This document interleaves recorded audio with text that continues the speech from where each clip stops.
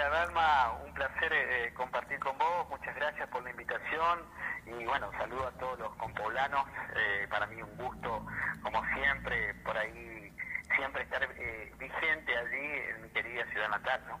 ¿Hace cuánto no estás en Paso de los Libres, Gastón?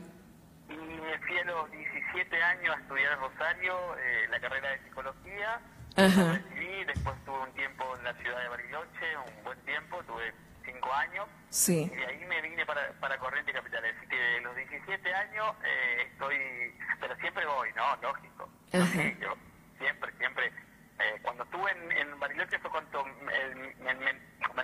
menos tiempo estuve. Cuanto más tiempo me perdí de la ciudad y porque era muy difícil retornar por la distancia, son muchos kilómetros y ya tenía mis hijos allá y bueno, nada, era complicado. Moverte con la familia, con todo lo que se implica, era un movimiento bastante estresante, diría.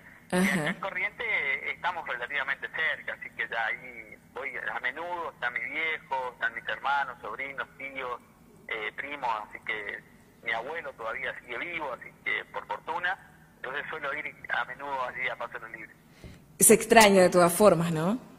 Sí, se extrañan, porque uno viene de esas raíces, se extraña de esas cosas que uno mamó de pequeño, siempre es bueno reencontrarse con lo que uno fue, siempre hay que reencontrarse como para refrescar un poco la memoria y no perderse en el camino, ¿no? Porque uno sabe hacia dónde ir cuando sabe de dónde viene, ¿no? Exactamente. Es una cuestión media esencial, saber a dónde va y si no sabes de dónde venir, medio que te perdés en el camino. Sí, te perdés totalmente. en el camino como ser humano, en tu integralidad y en tu identidad.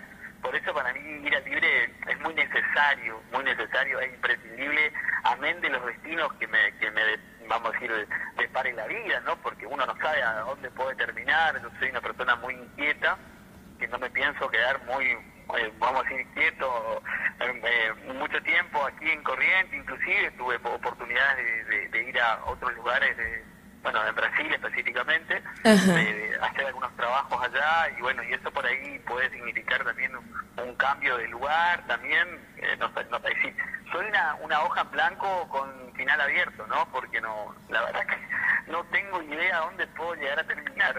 Esa es la Exacto. realidad. Y bueno, Gastón, te cuento que te sigo a través de las redes sociales. Me encantan las columnas, diferentes temas, ¿no? Ayer, por ejemplo, leía una referente a la educación, a la libertad, que justamente la educación es una de las herramientas que nos hace ser libres. Me encantó, esa te digo que me encantó. Pero puntualmente recibíamos días atrás de nuestros oyentes, nuestros televidentes diarios, porque todo esto de cómo va a afectar en la salud mental la cuarentena, todo esto del aislamiento en la población, lo venimos tratando desde el principio, ¿no? Qué bueno poder charlar hoy con vos para que nos puedas dar la posta como profesional de este ámbito. Pero leía una nota del diario Época, por ejemplo, justamente titulada La libertad, que es un bien preciado y cuando falta genera desequilibrio. Contanos un poquito acerca de esto. Claro, porque imagínate que cuando vos te sentís libre, cuando vos podés disfrutar, porque la libertad tiene que ver con eso, ¿no? Con la posibilidad de disfrutarte, de disfrutar el momento, de disfrutar tus contextos, tus seres queridos, el ambiente, el poder salir. Eso tiene que ver un poco con la libertad, ¿no? Cuando te quitan eso, hay un impedimento del disfrute. La falta de libertad es un límite a. Entonces, a nosotros nos cuesta mucho asumirnos como seres castrados. Esto es un término psicoanalítico, por ahí el oyente debe estar escuchando diciendo, ¿cómo seres castrados? Bueno, asumir la castración significa asumir el límite, asumir que no todo el tiempo podemos estar disfrutando. Pero ¿qué pasa? Cuando de repente te castran por completo, y cuando te dicen, no podés hacer nada, y te tenés que quedar en tu casa las 24 horas del día, y solamente podés ir al supermercado y tenés que salir y volver a tu casa, hay un corte al límite, hay un límite al disfrute muy fuerte, que eso genera una sobrecarga pulsional. ¿La pulsión qué es? La pulsión es una fuerza interior que todos los seres humanos tenemos. ¿Qué es lo que te empuja? ¿Te empuja para qué? Para la satisfacción. ¿Qué te provoca satisfacción? Bueno, a vos quizás te provoque satisfacción ir a ver a tus padres, salir con tus amigas, ir al gimnasio, recrearte, salir a tomar un mate en la costanera en el Paso de los Libres, que es hermosa, salir a andar por la Colón, dar unas vueltas, ¿verdad? Todas esas cosas que forman parte de tu disfrute funcional. ¿Qué es lo que ocurre cuando te mitigan eso, cuando te cuartan? La persona entra en un conflicto psíquico, en un conflicto porque hay una sobrecarga energética, hay una sobrecarga funcional, donde esa fuerza que te movía esos disfrutes no se puede canalizar más. Ahí es donde se produce lo que yo llamo desequilibrio. El desequilibrio, que es la pérdida de equilibrio al cual estabas habituado, al cual te sostenía integralmente hablando como ser humano, sí. Eso genera, lógicamente, una serie de conflictividades que se van a manifestar de toda índole, desde ataques de pánico a trastornos de ansiedad, a neurosis obsesivas excesivas, a compulsiones en cuanto al comportamiento en cuanto a sustancias químicas. Es decir, puede derivar en cualquier cosa de la que se te ocurra: depresiones, psicosis, brotes psicóticos, personas que empiezan a tener algún que otro episodio de psicosis. Sí. Es decir, el ser humano, ante una situación de desequilibrio, va a reaccionar de una manera distinta. ¿Y de qué depende eso, Dalma? Depende de la historia, de la estructura, de los cimientos con la que te forjaron dentro de tu psicología. No todos estamos hechos de la misma forma, ¿verdad?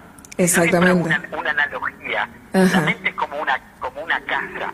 La casa, viste que tiene una estructura para que sea bien, vamos a decir, claro, para que sea tangible, porque la gente por ahí habla de mente, metapsicología, no se comprende. Vamos a hacerlo tangible. Entonces la casa tiene cimientos están compuestos por hierro, por una estructura. Bueno, el cerebro del ser humano, la psique del ser humano es similar a una casa. Primeramente, conforman tus cimientos, tus estructuras, y eso van a marcar el destino después de la casa, de cómo va a ser esa casa. ¿Qué pasa? Nosotros no podemos volver a nacer, tampoco podemos destruir una casa para volver a nacer, porque ya seríamos una nueva vida. ¿Qué te quiero decir con esto? Dependiendo de cómo han sido tus cimientos, tus estructuras, la colocación de los hierros, cómo se haya armado tu engranaje en cuanto a tu vínculo, y hago una analogía, hago el paralelismo, depende cómo vayas a sostenerte ante una tempestad. Entonces, una casa bien estructurada, una psique bien estructurada, sólida, con buenos vínculos, con buenas emociones, con padre y madre que siempre dieron afecto, con muchas herramientas, con mucha construcción en cuanto a lo intelectual, con muchas herramientas intelectuales, es una casa sólida, ¿está? Distinto va a ser una casa que, desde el punto de vista emocional, una psique desde el punto de vista emocional, que tuvo padres ausentes, donde tuvo mucho contacto con la calle y quizás no pudo tener buenas instrumentaciones de su psicología, mucha inmadurez, mucho conflicto, muchas situaciones de agresividad. Bueno, esa casa está quebrada. Sí. ¿Bien? Esa estructura tiene muchos agujeros, muchas deficiencias. Entonces, la tempestad, la situación crítica, va a ser vivida en estas dos formas de casa, a grosso modo, de manera diferente. Lo mismo ocurre con nuestra psicología. Entonces, ante esta situación de aislamiento, hay personas que están colapsadas y hay otras personas que no. ¿De qué depende eso? De la estructura. Exactamente. De cómo haya sido nuestra consolidación estructural. Gastón, en general, casi todos estamos viviendo como una situación de incertidumbre, ¿no? Porque están quienes, por ejemplo, pueden seguir trabajando, pero de todas formas están preocupados y dicen qué va a pasar con mi país, cuántos números de contagios vamos a tener, cuántas víctimas fatales vamos a tener que lamentar. Y no quiero ni imaginar, por ejemplo, aquellas personas que directamente están sin poder trabajar, que eso también genera un gran colapso. Ahora la pregunta es, ¿cómo hacemos para mantener el equilibrio en estos tiempos? Claro, buena pregunta. Ese es el gran desafío, porque acá, insisto en esta cuestión de cómo vos te presentes ante esta realidad que va a pertenecer un poco a tu relación con la estructura que traes, es cómo te vas a proyectar. Pero indudablemente hay que buscar restablecer el equilibrio. El restablecimiento del equilibrio, lo primero que tenés que hacer es identificar qué te ocurre. ¿Qué es lo que más te molesta de esta situación? ¿Qué es lo que más te está afectando? Y en función de eso, porque uno podés, siempre, yo soy bastante insistidor con el tema del diagnóstico. Yo por ahí veo algunos colegas que son bastante, así nomás, no, tenés que saber con qué patología estás tratando y con quién estás enfrente. Lo mismo vale para esto. ¿Por qué? Porque el reconocerte desde un lugar, el saber qué es lo que te ocurre, es lo que te va a poder permitir no solamente identificar, sino también tratar. Si yo no identifico el conflicto, ¿cómo puedes tratar? ¿Qué te quiero decir con esto, Dalma? Lo primero que tenemos que hacer, el primer laburo en este aislamiento es ¿qué es lo que más me está afectando? Ejemplo, ¿me afecta no salir a jugar al pádel con mis amigos? Bueno, ¿qué hago? ¿Cómo lo revierto a esto? Porque esto me está angustiando. Esto de no poder ir a jugar al pádel con mis amigos me está angustiando, no puedo canalizar esta energía, me enchincho con mis hijos, me enojo conmigo mismo. Bueno, tenés que buscar qué alternativas tenés, es un laburo cognitivo, ¿no? ¿Qué alternativas tenés para poder en consecuencia utilizarlas y de esa manera poder desplegar sobre ellas? Ejemplo, haz ejercicio físico, crossfit en tu casa o tomate un instructivo para mantenerte físicamente en un cuadrado de 2x2, aunque sea, dentro de tu casa, dentro de las posibilidades que tenés. En ese sentido, vos estás logrando sustituir lo que te ocurre energéticamente en un lugar donde vos desprendías esa energía y te hacía bien y que ahora no lo podés hacer, y ahora lo estás pudiendo hacer desde otro lugar. Entonces estás resignificando esto que te angustia y le estás dando otro curso para que te deje de angustiar. Es como un proceso, de adaptación a esta nueva normalidad y que sin lugar a dudas nos va a costar un montón. Correcto, muy bien. Es un proceso de adaptación, correcto. Esa palabra es fundamental porque tenemos que readaptarnos, muy cierto. Tenemos que nuevamente adaptarnos y no solamente al contexto, sino a lo que se viene. Exacto. Porque lo que se viene, yo hablo de la pandemia y la pospandemia, porque en algún momento esto se va a terminar, porque vemos los antecedentes que ocurrieron en España y en Italia y en otros lugares como China, Vietnam, que vienen con la curva muy baja, que ya vienen bajando abruptamente, se viene produciendo una baja importantísima. Ya están saliendo de la cuarentena y en Francia se están encontrando con un problema que la gente no quiere salir a laburar. El temor. Porque tiene miedo, porque está desmotivada, porque entraron en depresión. Entonces están con una pandemia psicológica. Es decir, que yo exhorto en esto porque cuando yo hablo en el diario de plantear una rutina, ¿qué es una rutina? Ordenarte para que el pospandemia no te tome de sorpresa y que no te encuentres desmotivado, que no tengas ganas de poder, que estés tan desordenado que tengas dificultades para retomar tu trabajo, porque tenemos que ordenarnos. Psicológicamente hablando, nosotros vivimos dentro de un sistema, no estamos en una isla, estamos dentro de un sistema donde todo funciona en función de un montón de engranajes. No podemos omitir eso. Esto va a durar un tiempo, no va a durar toda la vida. Totalmente. Que va a ser así. Totalmente. Entonces, y yo creo que prontamente vamos a tener, esto no va a demorar mucho, estamos hablando de 1, 2, no sé, quiero ser optimista, ¿no? 2 meses. No quiero ser pesimista, decía, hasta fin de año, porque la verdad que no lo veo así. Pero, amén de eso, vos tenés que ir por lo menos preparando tu psicología, tu cabeza, ordenarla, tenerla ordenadita, porque no sabés cuándo te va a caer la inspección, por así decirlo, dentro de tu casa, dentro de tu cabecita, y te digan mañana, che, tenés que laburar, tenés que arrancar a las 7 de la mañana. No, pero pará, porque así fue, Alma. Cambios rotundos de un día para el otro. Así fue, ¿te acordás? Sí. De un día para el otro, mirá, no podés, te tenés que quedar en tu casa. Y acá, medio que puede llegar a pasar así, ¿no? Che, bueno, mirá, se empieza a laburar, está pasando así.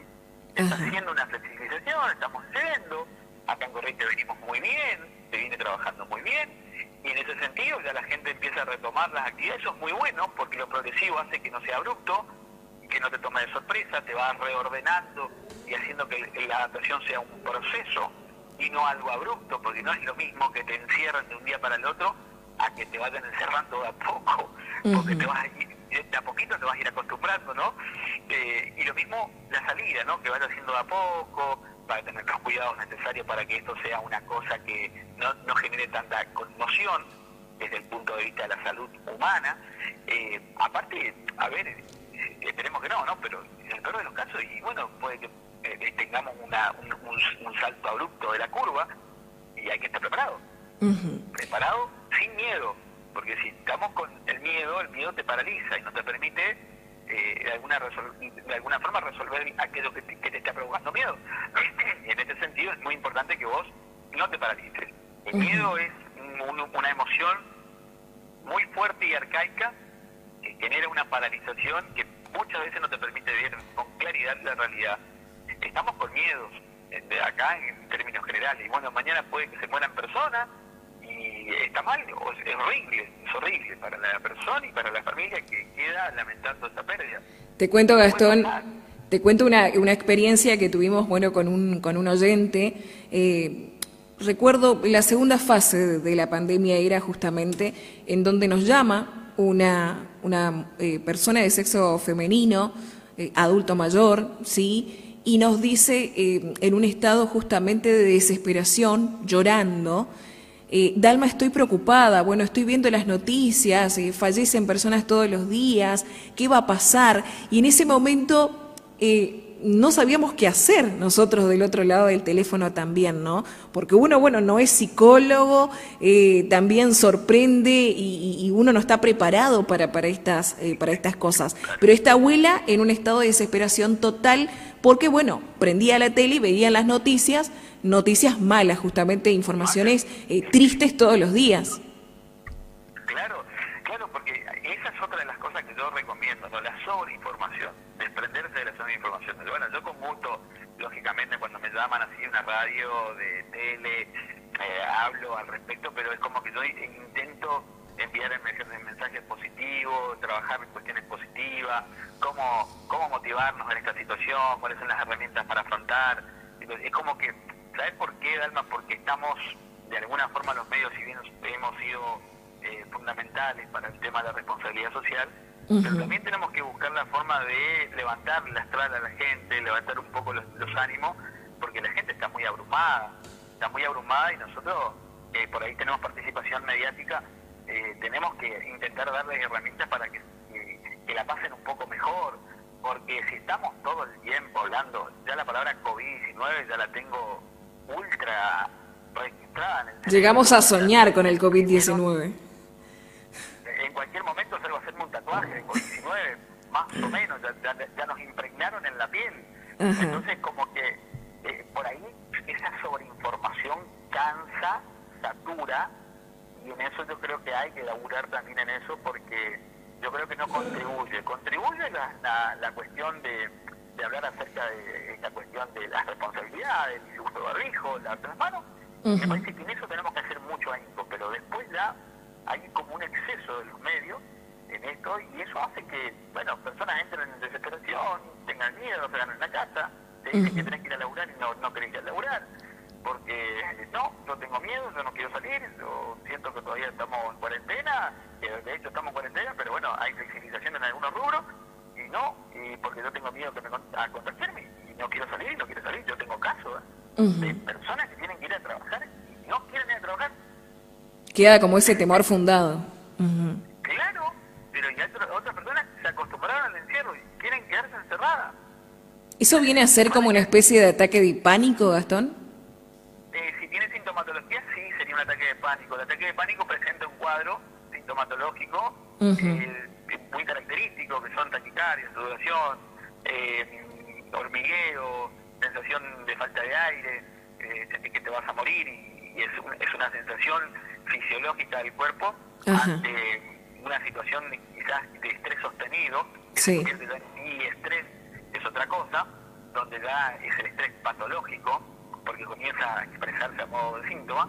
Eso sería el ataque de pánico. Es una situación abrupta que ocurre neurofisiológicamente hablando en el cuerpo con determinadas reacciones que se desprenden del eje hipotálamo hipofisiario suprarrenal. Te hablo técnicamente, pero es básicamente adrenalina y noradrenalina, que hace de que se genere en el corazón, bueno, un impulso de, envía información al corazón, donde se genera mucha taquicardia, esa taquicardia genera sudoración, aumenta la presión cardíaca, y lógicamente la persona no entiende nada, dice, ¿cómo me puede estar? Me siento mal, me estoy muriendo, y bueno, después se van al cardiológico y no les pasa nada y no tienen nada, pero deviene de una ansiedad, deviene de estas situaciones que estás viviendo, que te abruman y que no las podés manejar, devienen de este exceso de energía quizás no podés canalizar, porque esto no existe cuando vos estás bien equilibrado, cuando vos estás administrando correctamente tu energía.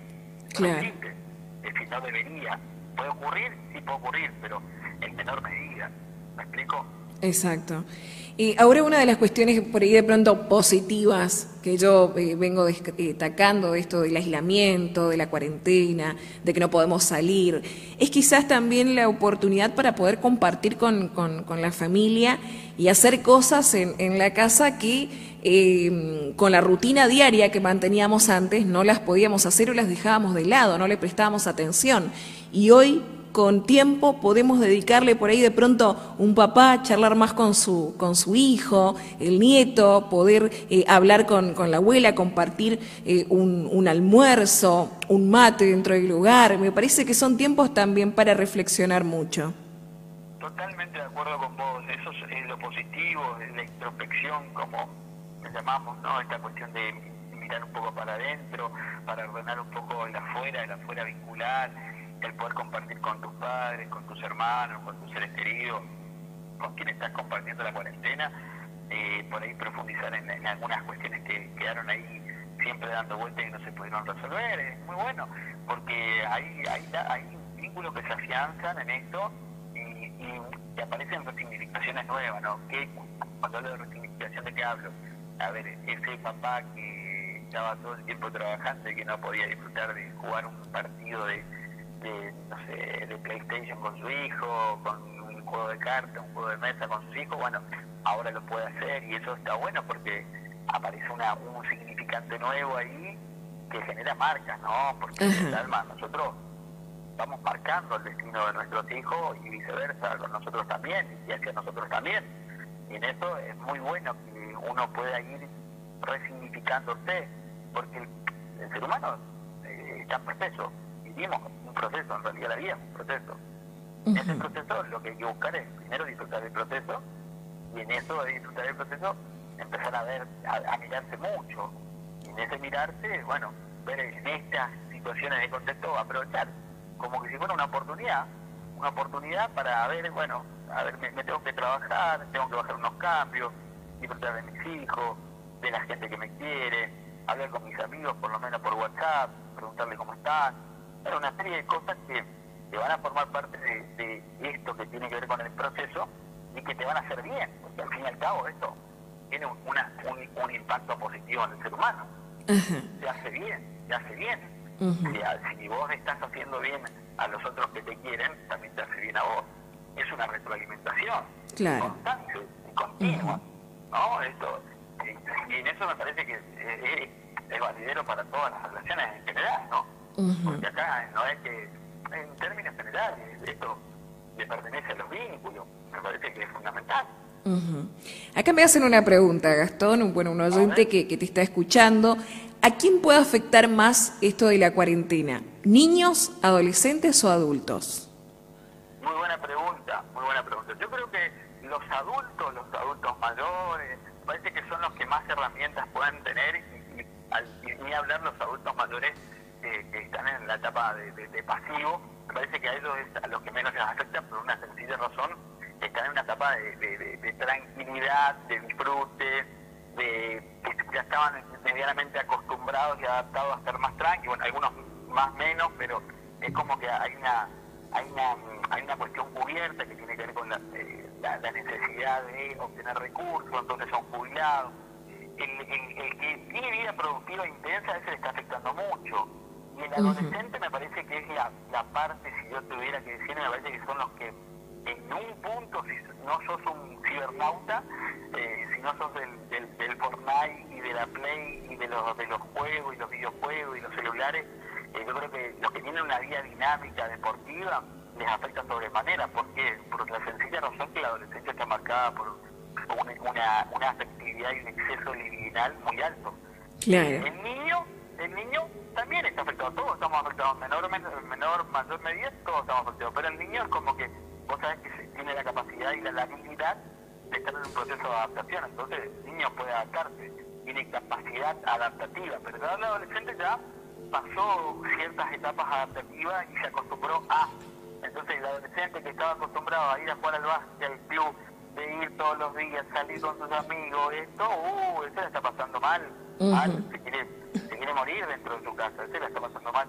Y los adultos que tienen una vida productiva intensa, ¿no? Y que tienen una vida que les gusta la dinámica y que no tienen esa cuestión tan monótona y rutinaria y agobiante como muchos que por ahí pueden llegar a sentir, yo creo que esos también son los que la están pasando mal.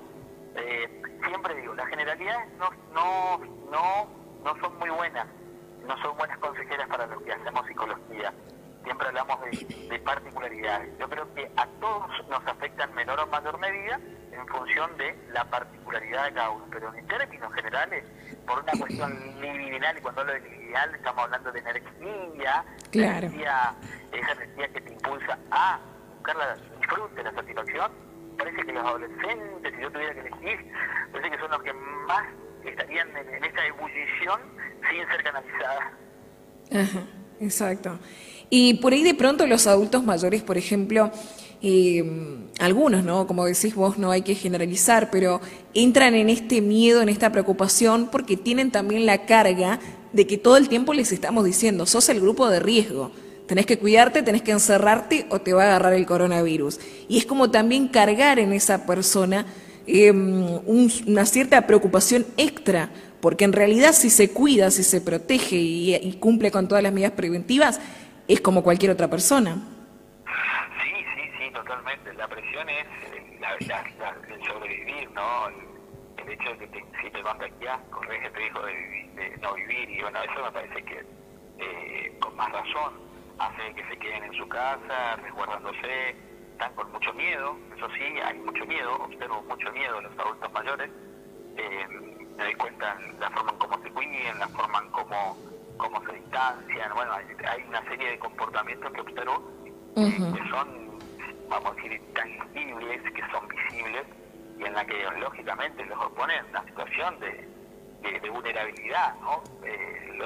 Los adultos que tienen menos de 50 años, por ahí como que vos lo ves mucho más tranquilo, ni hablar los adolescentes y los chicos. Los adolescentes saben de que esto no tiene tanta incidencia sobre ellos son muy inteligentes y en ese sentido, por eso veo que están como en ebullición queriendo salir a cualquier costa, y incluso son los que transgreden, y entonces en ese sentido también transgreden, y bueno, se genera una situación social muy particular, y yo la verdad que, como te dije, pienso de manera optimista que pronto tendría que pasar, pero bueno, esperemos que todo vaya bien, esperemos que esto, bueno, lo que tenga que ser va a ser, y bueno, hay que relajarse y bueno, hacer todo lo que corresponde y lo correcto, que creo que es el mejor camino para que podamos enfrentar esto de la mejor manera, ¿no?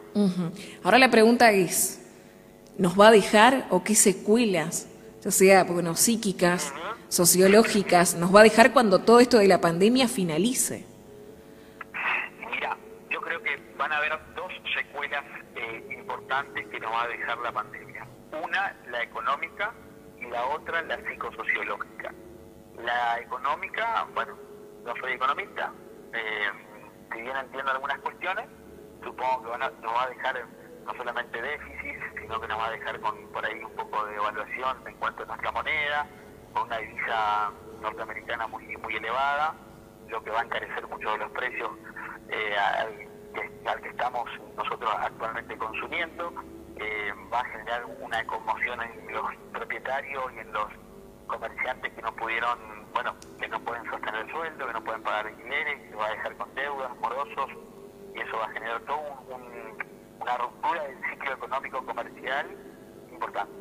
Y después la psicosociológica, que yo lo visualizo desde el punto de vista de muchos individuos que le va a costar la readaptación al medio, que van a de alguna forma también tener las conflictividades propias del impacto económico, donde van a haber personas en depresión, personas en distintas patologías que se van a dar en melancolía, si nos vamos a encontrarnos con cuadros psicopatológicos que no estamos habituados en el ritmo normal. Y en lo sociológico voy a observar que los comportamientos, creo, ¿no? Entonces, estamos hablando hipotéticamente, vamos a ver comportamientos sociales distintos, donde quizás tengamos mucho más cuidado respecto al contacto con el otro, mayores hábitos de higiene, así como en su momento la gripe A generó el impacto del uso del alcohol en gel, ahora vamos a tener un mayor uso del alcohol en gel, un mayor cuidado de la higiene del hogar, un mayor cuidado de la higiene propia.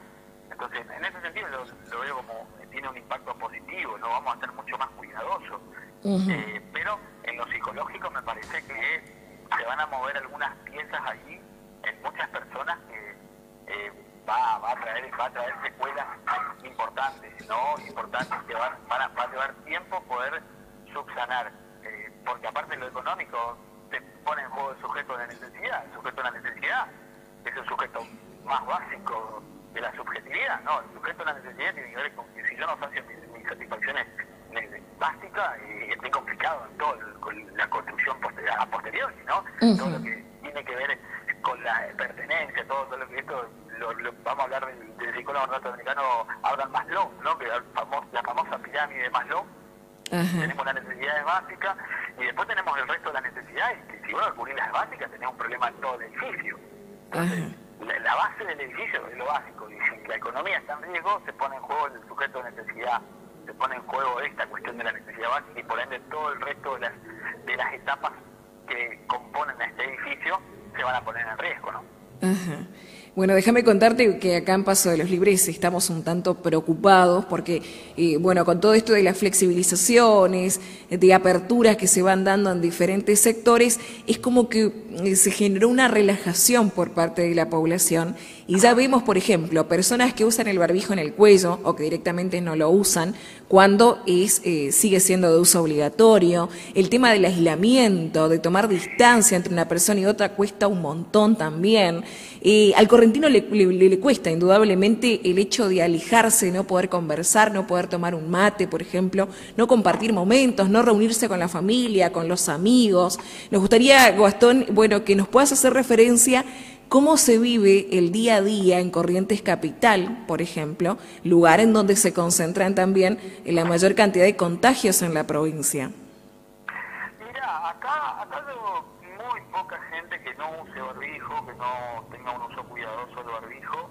Realmente acá, al contrario, yo veo bastante cuidado el tema del uso del barbijo, hay bastante respeto en esta cuestión. Sí. Hay un laburo que a pesar de que todos los casos que hubo se sostienen bastante bien, volvimos creo que a 30 casos activos, el resto se dieron de alta, se están empezando a implementar la utilización de plasma de los quienes estuvieron contagiados para que los que puedan volver a tener el virus, que puedan contagiarse, tengan esa administración, y esa administración sea efectiva para el mejoramiento más rápido de las personas que se contagiaron, ¿no? Yo creo que acá estamos bien y la gente lo respeta.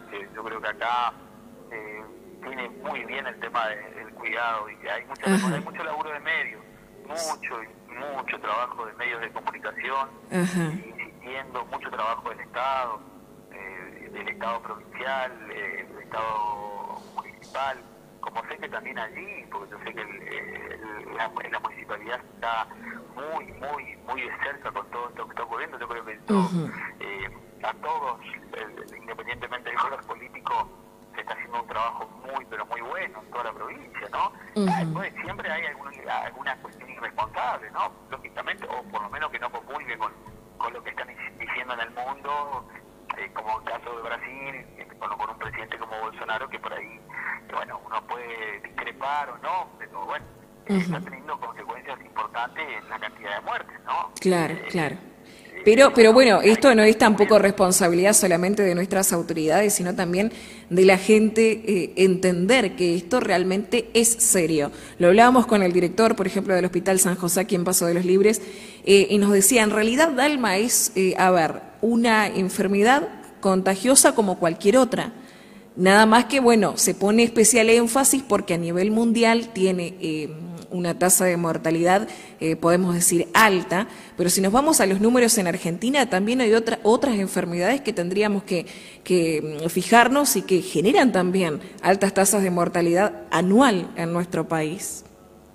Totalmente. Fíjate que el otro día yo, estaba haciendo hago vivo con Walter García, que es un cardiólogo conocido aquí en Corrientes, y él le hablaba de las enfermedades cardiovasculares, y las enfermedades vamos a decir, infarto cerebral, ¿no? Lo que tiene que ver con accidentes cerebrovasculares también. Por eso son las causas más grandes de muerte en el mundo. Las enfermedades infecciosas están bastante lejos de las más importantes en el mundo, ni hablar del cáncer. ¿Sabes cuántas personas conoces vos que han muerto de cáncer? Es impresionante la cifra. Y bueno, sin embargo, bueno, a diferencia de esto no hace, ni se acerca. Pero bueno, lo que pasa es que acá hay un colapso del sistema sanitario, se pone en riesgo, y me parece que está bien que tengamos medidas, vamos a decir, que seamos precavidos y que tengamos cuidado.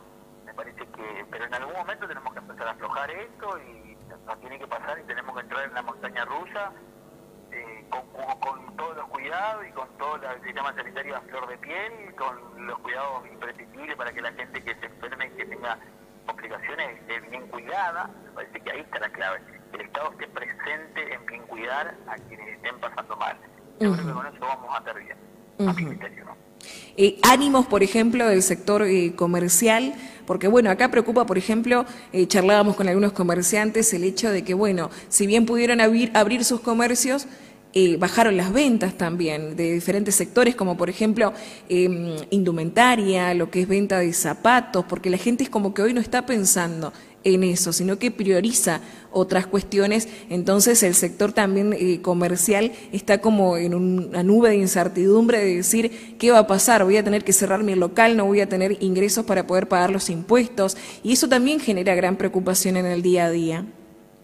Sí, totalmente. Imagínate que ahí se pone en riesgo, como te dije, el sujeto de la necesidad, que cómo hace para sostener sus empleados, sus empresas, su estructura, se complica sobremanera. Entonces ahí entramos en otras cuestiones ahí, bueno, y eso puede derivar en cualquier cosa, psicológicamente hablando puede derivar en cualquier cosa. Cuando el sujeto de la necesidad se pone en riesgo, podés derivar en distintas patologías. Eso va a depender de cuál sea como te dije al principio, la estructura de tu casa, el cimiento, ¿no? Cómo haya sido la forma en que te consolidaron y configuraron tu psiquismo, y eso va a ser fundamental para poder afrontar. Las estrategias de afrontamiento, son estrategias cognitivas, son esenciales en función de todos los aprendizajes que vos tengas, y esenciales para poder resolver lo adverso, ¿no? Y convertirte en una persona resiliente, ¿no? Resiliencia que tiene que ver con la capacidad de los seres humanos de afrontar situaciones adversas. Bueno, Gastón, como para ir también finalizando, ¿no es cierto? Siempre te vemos recorriendo capacitaciones, disertaciones en otros países, incluso también. Quizás eso se vio un poco suspendido este año, pero has implementado a través de las redes sociales justamente métodos para que la gente pueda seguir. A ver, estaba viendo como consultorios virtuales con diferentes temáticas que son de interés general para toda la población. Correcto, sí, hacemos un vivo, bueno, por ahí me han propuesto que haga solo los vivos y que abra el espacio como para que la gente se comunique conmigo de manera virtual en un vivo. Bueno, lo estoy pensando, lo que pasa es que tengo demasiado incremento laboral, no solamente en medios, sino en terapias online, entonces en ese sentido se complica un poco preservar esta cuestión. Bueno, mis trabajos de docente siguen vigentes porque soy docente y tengo que también sostener esos espacios. Tengo otro tipo de labores que también tengo que sostener, entonces estoy con bastante intensidad laboral. Lógico que, bueno, trato de dar esto que tiene que ver con un espacio, vamos a ir a través de los vivos de Instagram, y bueno, y eso se engancha muchísimo a la gente, se conecta con nosotros.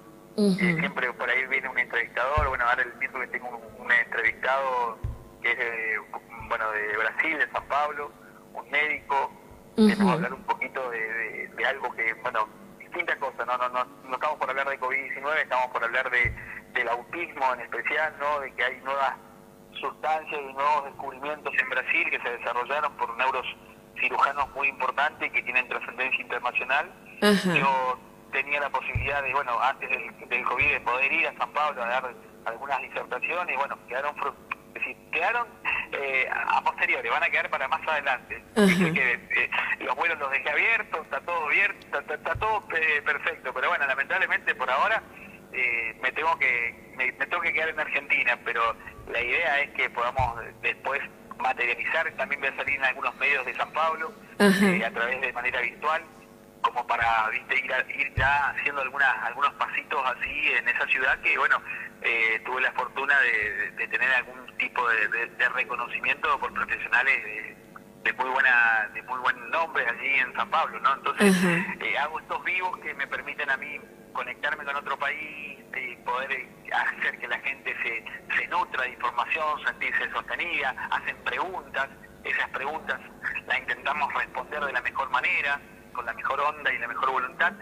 En el caso que no se pueda, porque uno no lo sabe todo, se investiga, porque me dedico a la investigación y me encanta investigar, investigaré y después le responderé de manera particular, porque uno de alma no lo sabe todo, al contrario, cuanto más sabes, menos te das cuenta que menos sabes. Totalmente. Cuanto más estudias, uy, la cantidad de cosas que no sé. Pero El problema es cuando te empezás a inmiscuir en la literatura y te das cuenta que no tremendo, sabes nada. Tremendo. Y además, bueno, se nota que sos una persona que siempre estás actualizándote, capacitándote para brindar no solamente a tus pacientes, ¿no?, sino a toda la sociedad que te siga a través de estos canales, información que condice también con la realidad, con todo lo que va pasando. Por ejemplo, esta temática de autismo, que vamos a invitar a toda la gente a que pueda seguirte y acompañar. Acá en Paso de los Libres, por ejemplo, tenemos un grupo de padres, Pedacito de Cielo se llama el grupo, que justamente son familias de niños y adolescentes, adultos autistas que están luchando por justamente los derechos de estas personas. Muy vigente todas las temáticas que planteás. Si te parece, por ahí, bueno, la charla va a estar en portugués, pero lo que podemos hacer, como yo accedí a las investigaciones de estos neurólogos, lo que podemos hacer es, la próxima vez que nos encontremos en este espacio, poder hablar de esta temática en específico, que es una temática que a mí me gusta mucho, porque son descubrimientos, son cosas nuevas, les va a servir muchísimo a los papás que tienen esta dificultad en el desarrollo de sus hijos. Lo que es, porque laburé mucho tiempo en esto, estuve en congresos internacionales como disertante, hablando un poco de Howard Gardner, que es un teórico norteamericano que habla de las inteligencias múltiples, y bueno, he hecho algunas pragmatizaciones sobre estos conocimientos teóricos para que los docentes tengan herramientas, y bueno, en este sentido son actualizaciones muy buenas. Yo ahora en este momento estoy transitando un proceso doctoral que no tiene que ver con el autismo, que tiene que ver con el cáncer, y la verdad que es muy interesante lo que estoy haciendo en Buenos Aires. Y nada, y creo que bueno, el año que viene, si todo va bien, bueno, terminaré y culminaré esos estudios, y bueno, y ahí sacaré algunas publicaciones científicas, y eso es lo que verdaderamente hace que uno, más allá de la práctica, que te devuelve mucho, porque escuchás mucha gente y que observas la realidad, compartís con los medios, me parece que la investigación tiene otro recorrido, tiene un recorrido un poquito más riguroso, porque por ahí me preguntan en algunos programas, sí, Gastón, a ver, yo leí un día que los hombres que se le caen el pelo son personas que tienen problemas de erección. No, verás, ¿de dónde leíste, de dónde sacaste y cuál es la fuente? No, de la Universidad de Cambridge. Pero ¿y quién fue el que dijo, quién fue el que publicó eso? Te volvés un poco más riguroso. Incluso con vos mismo te volvés riguroso. Entonces, por ejemplo, cuando yo te dije lo de la generalidad, yo, mirá, tengamos cuidado con esto, porque es decir, la ciencia te va llevando a un pensamiento un poco más estricto metodológicamente hablando, y a tener mucho más cuidado en las cosas que decís, y que no sean paparruchadas, por así decirlo, perdón la expresión, y que tengan asidero técnico, que tengan un fundamento. Por eso cuando trato de brindar una información, a ver, yo te podría hablar todo el tiempo de libros, de autores, todo eso, pero yo sé que a la gente por ahí puede que no le importe, o puede que... O que no interprete también. Claro, ¿viste? O capaz que sí que le recontra de interés y estaría genial. A mí me encanta, yo soy académico, imagínate que doy clases y me fascina, doy conferencias, a mí me encanta, pero el tema es que por ahí lo puedo hacer un poco aburrido, y la idea es que pueda la gente entender desde Doña Rosa que está en la casa hasta el tipo que está en la facultad en el último año de psicología, que ambos puedan tener el mismo entendimiento. Exacto. Digo Doña Rosa con todo el respeto, ¿no? Porque hay Doña Rosa que tienen un nivel cultural que te da vuelta, pero digo, la Doña Rosa que quizás no tuvo la posibilidad de instrumentarse académicamente y de tener una literatura asidua, y que por ahí también quiere entender algo de la psicología. Entonces tenés que tener el discurso para todos. Exacto. ¿Entendés? Que toda la sociedad entienda lo que nos querés transmitir. Claro, tal cual, tal cual. Y ahí está la clave, el poder bajar. Ahí te decía, uno tiene que, el tipo que incorporó realmente el conocimiento y que lo comprendió a esto que está haciendo como práctica, es el tipo que puede explicarlo a su abuela y su abuela lo puede entender. Entonces ahí está la clave de cuando uno por ahí, y esto te lo da la actualización, como dijiste recién vos, la actualización, el volver de nuevo a los libros, el repensar, cómo puedo pensar y cómo puedo explicar esto, porque un proceso doctoral te lleva a también explicar algo que el otro no entiende, por más que sea un eximio, pero que el otro no entiende en el sentido, a ver, ¿de qué me estás hablando? ¿Del cáncer y la relación con el psicoanálisis? ¿Pero cómo lo pensás el cáncer? Yo, el cáncer no sé nada, porque hay personas que están ahí en esos procesos de evaluación, pero que no saben, no lo saben todo. Vos te dedicás a algo muy específico, y ahí vos tenés que tratar de explicar de la mejor forma y que sea lo más afable posible, porque si no, estás en el horno. Exacto. Te meten un boleo y te vas a tu casa de vuelta.